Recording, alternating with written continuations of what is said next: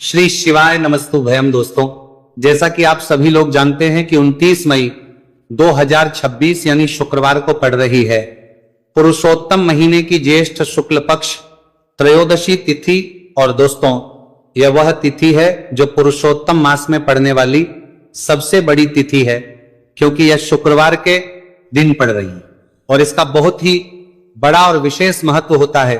पूज्य गुरुजी ने कहा है कि अगर कभी भी मौका लग जाए और पुरुषोत्तम महीने की त्रयोदशी तिथि शुक्रवार को पड़ जाए तो आप लोगों 11 चावल के दाने का उपाय तो अवश्य ही करना चाहिए। इन तार में दोनों का संयोग बहुत ही कम आता है। इसी के साथ में गुरुजी ने अपने शिव पुराण कथा में बताया है कि इस दिन आपको 11 चावल दाने का उपाय तो आपको अवश्य ही करना चाहिए, क्योंकि ऐसा दिन पूरे साल में सिर्फ एक ही बार आता है। और दोस्तों, आप सभी लोग जानते हो कि शुक्रवार त्रयोदशी तिथि का अगर सबसे बड़ा कोई उपाय है तो वह 11 चावल के दाने वाला उपाय है। तो दोस्तों, इस शुक्रवार त्रयोदशी तिथि के दिन आप लोगों को इस 11 चावल दाने वाले उपाय को जरूर करना है। बहुत सारे लोग होंगे जिन लोगों ने इस उपाय को ना किया हो, मतलब पूरा साल निकल गया, उन्होंने किसी भी दिन इस 11 चावल के दाने वाले उपाय को न किया हो। पर दोस्तों, आपके पास एक आखिरी मौका बचा हुआ है, जो कि 29 मई शुक्रवार त्रयोदशी तिथि के दिन है। तो इस दिन आप लोगों को इस वाले उपाय को जरूर कर लेना है। भले ही आप पूरे महीने भर इस उपाय को ना किया हो, पर अगर आपने इस पुरुषोत्तम महीने की त्रयोदशी तिथि के दिन अगर इस वाले उपाय को कर लिया तो आपको इस उपाय को करने का वह फल मिलेगा जिसकी आपने कभी कल्पना भी नहीं करी होगी। इसीलिए आप लोग इस वाले उपाय को एक बार जरूर कर लेना है, ताकि आप लोगों के हाथ से यह मौका ना जा सके और आपको इस उपाय को करने का फल मिल सके। दोस्तों, यह उपाय पंडित जी ने अपनी अभी की ही श्री शिव महापुराण की कथा में बताया है। जी, इस उपाय को आज हम आपको बहुत अच्छे से समझाने वाले हैं। इस वीडियो को देखने बाद इस उपाय को समझने के लिए आपको कोई और वीडियो को देखने की जरूरत नहीं पड़ेगी। तो चलिए दोस्तों, उपाय को शुरू करते हैं। देखिए, ये इस पुरुषोत्तम महीने के शुक्रवार त्रयोदशी तिथि के दिन ये इतना खास होता है, इतना महत्वपूर्ण होता है। देखा गया है कभी कभी बड़े बड़े पूजा पाठ अनुष्ठान से जो मनोकामना पूर्ण नहीं होते, वह पुरुषोत्तम महीने के शुक्रवार त्रयोदशी तिथि के दिन एक छोटे से उपाय करने से ही आपकी मनोकामना पूर्ण हो जाती है। और बहुत सारे लोग इस उपाय को किया भी है और उनको इस उपाय को करने का फल भी जरूर मिला है। अगर आप लोग भी इस उपाय को करना चाहते हैं तो आप इस उपाय को पहले अच्छे से समझ लेना, सुन लेना, उसके बाद करना। आपको इस उपाय का फल जरूर मिलेगा।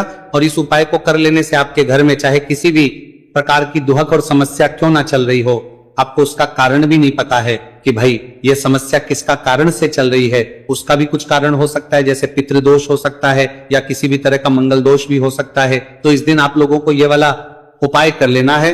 ये एक ऐसा उपाय है जिस उपाय को अगर किसी विशेष दिन पर किया जाए तो भाई उस विशेष दिन का जो है वह तो हमें मिलता ही मिलता है, पर हमने उस दिन पर इस उपाय को किया है तो हमें उससे भी बड़ा फल मिलता है, और फल बहुत जल्दी मिलता है, क्योंकि आप इस उपाय को बहुत ही बड़े और विशेष पर कर रहे हो। तो चलिए अब उपाय के बारे में बात करते हैं, लेकिन उससे पहले आप लोगों को यह जानना आवश्यक है कि आखिर ये उपाय किस समय करना है, किसको करना है और कैसे करना है।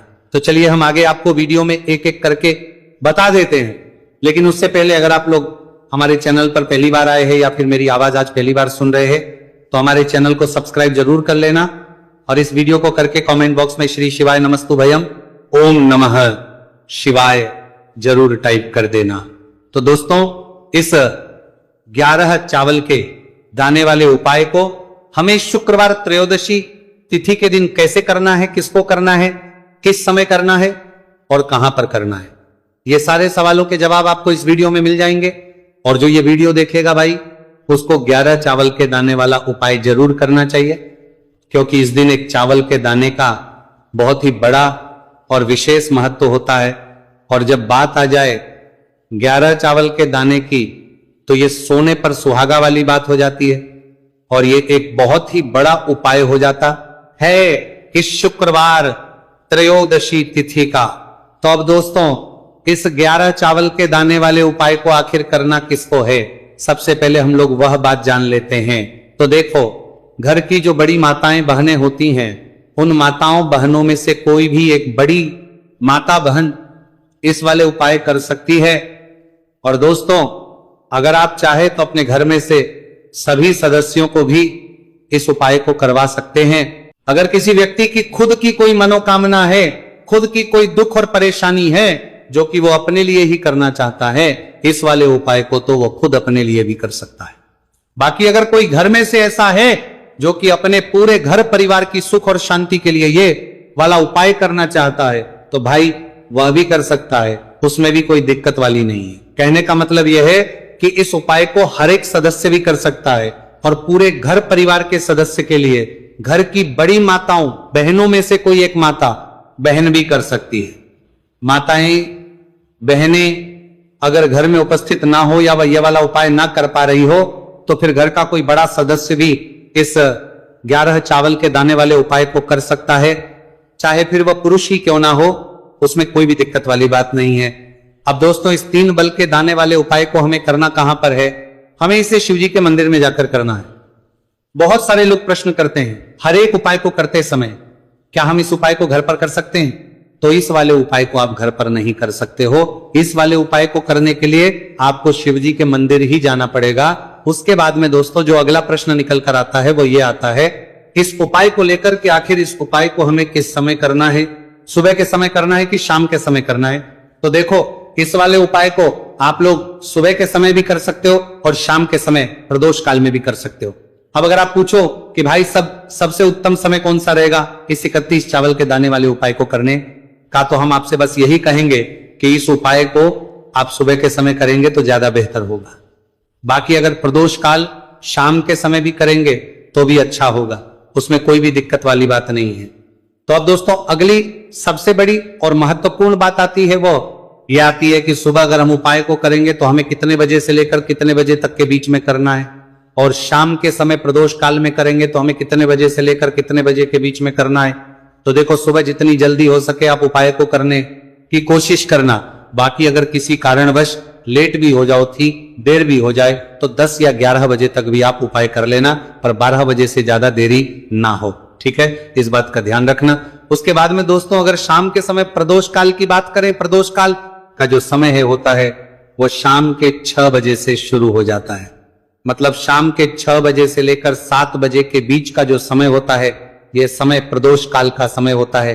पर अभी जो मौसम चल रहा है, इस मौसम में जो है शाम बहुत देरी से होती है, तो आप इस उपाय को 7 या 8 बजे के बीच में भी कर सकते हो। मतलब शाम के 6 बजे से 8 बजे के बीच में आप कभी भी इस वाले उपाय को कर सकते हो, उसमें कोई भी दिक्कत वाली बात नहीं है। अब दोस्तों यहां पर इस उपाय को लेकर एक और सबसे बड़ी बात यह निकल कर आती है कि इस 11 चावल के दानों को हमें लेना कहां से होता है, और हमें इस उपाय को करने के साथ में क्या और कुछ भी सामग्री ऐसी होती है जो शिवजी के मंदिर लेकर जानी पड़ रही थी। तो देखो यहां पर हम आपको बता दें। सबसे पहले आप लोग ये जान लो कि ये जो 3 चावल के दाने वाला उपाय है, सिर्फ और सिर्फ आप उपाय की सामग्री लेकर कभी भी शिवजी के मंदिर मत जाना, क्योंकि हमें भगवान के सामने ये नहीं दर्शा है कि अगर हम भगवान शिवजी के मंदिर आए हैं तो अपने फायदे के लिए आए हैं। तो इसीलिए जो भी पूजन सामग्री है, उपाय सामग्री है 11 चावल के दाने, इसके साथ में आपको पूजन सामग्री भी जरूर लेकर जाना है। देखो, अगर सुबह के समय उपाय कर रहे हो तो सीधी सी बात है, 1 लोटा जल तो आप लेकर जाओगे ही जाओगे। वही 1 लोटा जल अगर मिट्टी का जल हो तो बहुत अच्छा रहेगा। मिट्टी का जल कैसे बनाता है, इसके लिए हमने पहले से बहुत सारी वीडियोस बना दी है आपके पास। इस दिन एक आखिरी मौका रहेगा मिट्टी का जल शिव जी पर चढ़ने का और उपाय को करने का, बहुत बड़ा आपको इस दिन फल मिलेगा। तो इसीलिए इस दिन हो सके तो भाई मिट्टी का जल चढ़ाना, तो अपने साथ में कम से कम 1 लोटा जल तो आपको लेकर जाना ही जाना है। अगर मिट्टी का जल नहीं है तो घर का जल भी आप इस्तेमाल कर सकते हो। इसके अलावा जो भी पूजन सामग्री है, देखो 11 के दाने ये अलग आपके रहेंगे और जो आपकी पूजन सामग्री रहेगी वो अलग रहेगी। पूजन सामग्री में आप जो भी चीज लेकर जाना चाहे वो लेकर जा सकते हैं, एक बेलपत्र भी लेकर जा सकते हैं, उसमें कोई भी दिक्कत वाली बात नहीं है। वहीं अगर हम बात करें शाम के समय की, तो शाम के समय शिव जी पर जल नहीं चढ़ता है, इसलिए शाम के समय आप लोग एक दीपक तैयार कर लें जो कि गोल तीखा आटे का, शुद्ध देसी गाय का घी का होगा, है ना। इस बात का आप लोगों को ध्यान करना है। और इस दीपक को आपको घर से जलाकर नहीं लेकर जाना है, भगवान शिव जी के मंदिर में जाकर ही जलाना है, इस बात का भी आप लोगों को ध्यान रखना है। अब दोस्तों यहां पर हमें इस बात को समझना है कि ये 11 चावल के दाने हमें लेना कहां से है। क्या हमें दुकान से लेकर आना है, या हमें अपने घर से लेना है, या कहां से लेकर आना है, और कौन से चावल लेना है, क्योंकि चावल भी बहुत प्रकार के होते हैं। तो देखो इन सभी सवालों के जवाब आप लोग एक बात में सुन लो कि भाई जो उपाय है, इस उपाय में आपको ये नहीं देखना है कि भाई कौन से चावल है, कौन से चावल नहीं है।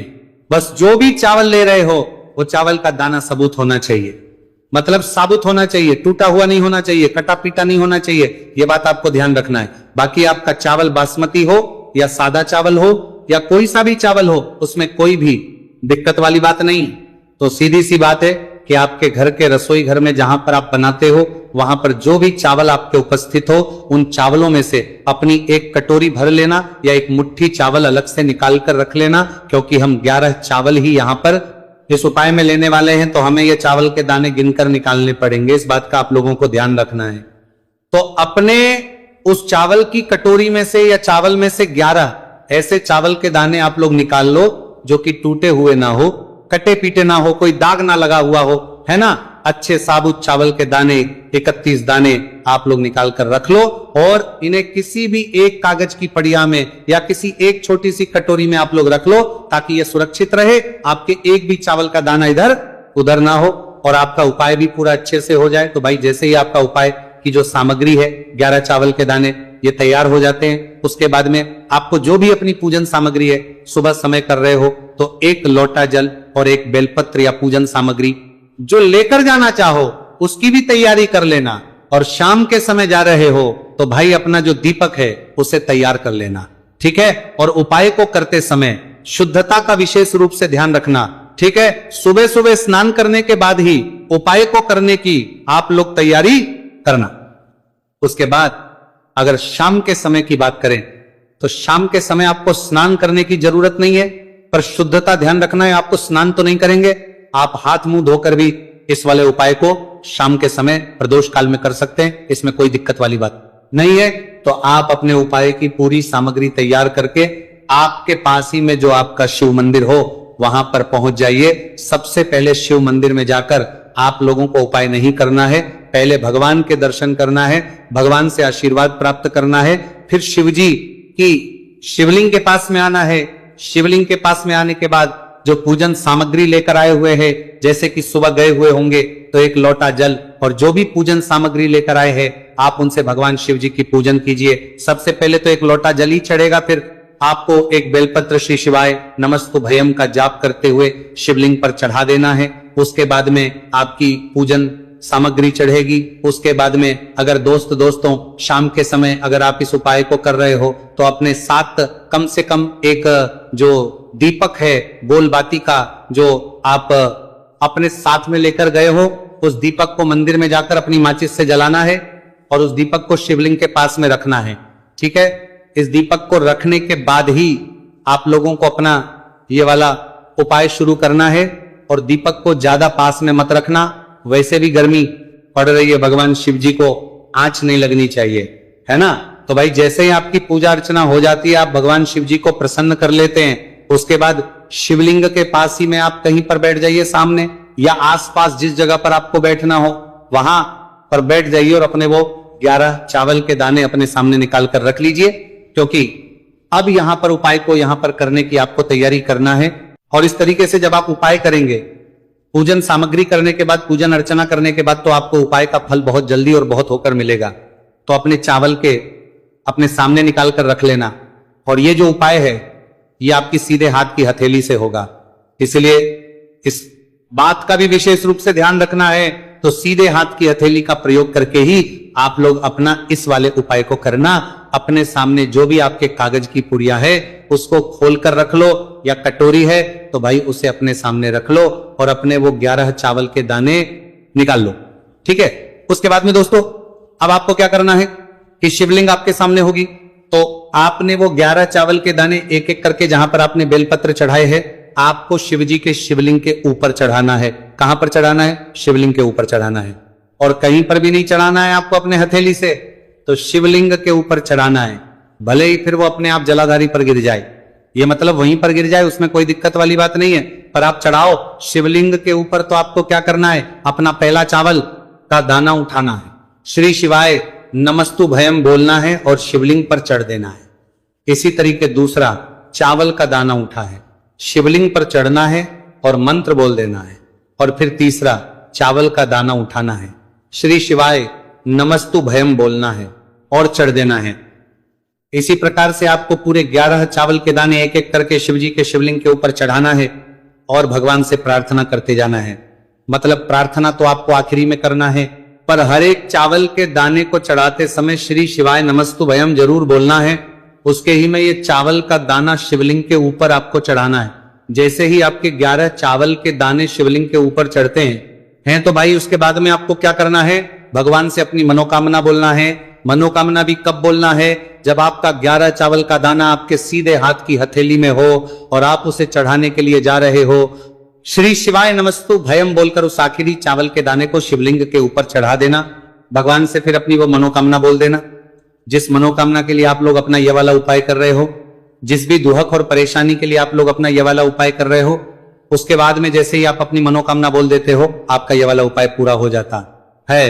और दोस्तों, उपाय को करने के बाद आप लोगों को 2 मिनट भगवान शिव जी के मंत्र का जाप जरूर करना है, और मंत्र का जाप करने के बाद भगवान से एक और बार करना है अपनी मनोकामना के लिए या अपनी जो भी दुख और परेशानी है उसके लिए। इसके बाद में आप लोग भगवान को देखकर, भगवान से प्रार्थना करके, उनसे आशीर्वाद लेकर वहां से उठ सकते हैं और अपने घर पर जा सकते हैं। बस दोस्तों, यहां पर ये वाला उपाय पूरा हो जाता है। इस तरीके से जो भी व्यक्ति छोटी छोटी चीज का ध्यान रखते हुए इस 11 चावल के दाने वाले उपाय को करेगा, निश्चित सी बात है उसे उसकी मनोकामना पूरी होगी और जो भी दुख और परेशानी है वह भी बहुत ही जल्दी दूर होंगे।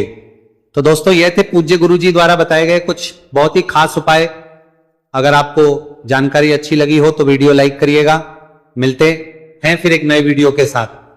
श्री शिवाय नमस्तु भयम।